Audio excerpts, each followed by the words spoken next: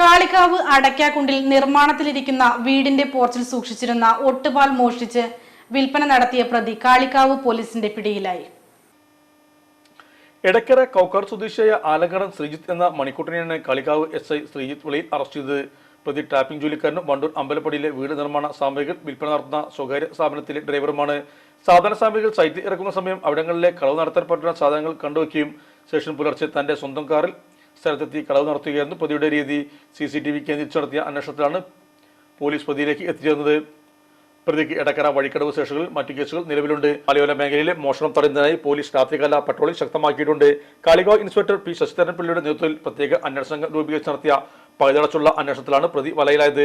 അന്വേഷണ സംഘത്തിൽ SIയെ കൂടാതെ പോലീസുകാരായ അരുൺ, ബിബീഷ്, വിനു, രാഹുൽ, റിജീഷ് എന്നിവരും ഉണ്ടായിരുന്നു. പ്രതിയെ മഞ്ചേരി കോടതിയിൽ ഹാജരാക്കി റിമാൻഡ് ചെയ്തു.